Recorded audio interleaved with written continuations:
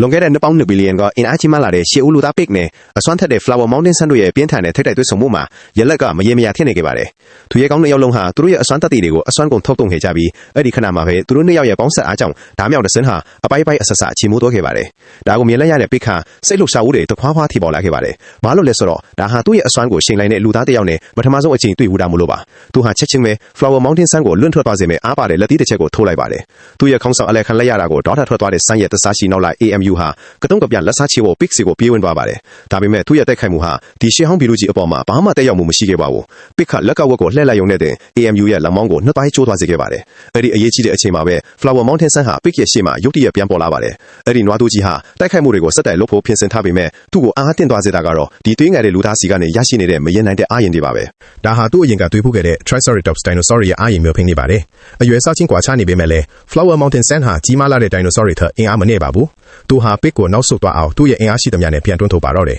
။ဆန်းကသူ့ရဲ့စွမ်းအားအပြည့်ထုတ်သုံးလိုက်တဲ့အခါမှာတော့ Pix ဟာပိုလို့တောင်စိတ်လှုပ်ရှားလာပါတယ်။ Pix ကပြန်လည်တိုက်ခိုက်ဖို့ပြင်ဆင်နေတော့မှပဲဆန်းကမမျှော်လင့်ပဲသူ့မျက်နှာကိုခတ်ဖို့ဖွာလေးပွတ်တာပြီးတောင်းပန်လိုက်ပါတယ်။တကယ်တော့ဒီတွေးဆုံမှုရဲ့အဓိကအာရုံစိုက်မှုကဆန်းနဲ့ Pix တို့ရဲ့တိုက်ပွဲမဟုတ်ပဲကမ္ဘာအတန်မာဆုံးလူငယ်တိုက်ခိုက်ရေးသမားဘာကီပဲဖြစ်ပါတယ်။အဲ့ဒီအချိန်မှာပဲ Pix ကဘာကီစီကိုလက်ထီးတစ်ချက်ပစ်သွင်းလိုက်ပြီးဘာကီကလည်းတုံဆိုင်မနေပဲတဘာဝအလျောက်ပြန်လည်တိုက်ခိုက်လိုက်ပါတယ်။ဒါပင်လည်းအန်တိုစရာကောင်းတဲ့အလက်အပြောင်းအနေနဲ့ဘာကီရဲ့ခန္ဓာကိုယ်ဟာလေထဲမှာနှစ်ပတ်လည်သွားခဲ့ပါတယ်။ဒါဟာ Pix ရဲ့ထူးခြားတဲ့စွမ်းရည်ကိုထပ်တည်ပြလိုက်တာဖြစ်ပြီးသူ့ရဲ့အဖေဖြစ်သူယူဂျီရိုရဲ့စွမ်းရည်မျိုးနဲ့တူညီနေပါတယ်။အဲ့ဒီအချိန်မှာပဲဘာကီဟာ Pix ကိုတိုက်ခိုက်ခြင်းတဲ့စိတ်တွေပြင်းပြလာပြီး Pix ရဲ့မျက်နှာတဲ့တဲ့ကိုကတ်လိုက်ပါတယ်။ဒါပေမဲ့သူ့မားသွားမှချက်ချင်းသိလိုက်ပြီး Pix ကိုအမြန်တောင်းပန်လိုက်ပါတယ်။ Pix ကလည်းဘာကီရဲ့အရေးချင်းကိုအတိအမှတ်ပြုပြီးသူ့ကိုမြေအောက်တိုက်ခိုက်ရေးကွင်းစီခေါ်သွားဖို့ဆုံးဖြတ်လိုက်ပါတယ်။ဒါပေမဲ့ဘာကီကသူ့ရဲ့အပေါ်အင်ဂျီကိုချွတ်ပြီးတိုက်ပွဲအပြောင်ပြင်ဆင်နေတော့မှပဲ Pix ကဘာတတိပေးချက်မှမရှိပဲစတင်တိုက်ထိုက်လိုက်ပါတယ်။ပြင်းထန်လာတဲ့ထိုးချက်တစ်ချက်ကြောင့်ဘာကီဟာပွဲကြီးစင်တဲ့ကိုလွင့်ထွက်သွားပြီးတတိလေးသွားခဲ့ပါတယ်။အနိုင်ရရှိသွားတဲ့Pixဟာကလေးလေးတယောက်လိုပဲပျော်ရွှင်စွာနဲ့ကတ်ခွန်ပြီးသူ့အောက်ပွဲကိုအောက်ပွဲခံနေပါတော့တယ်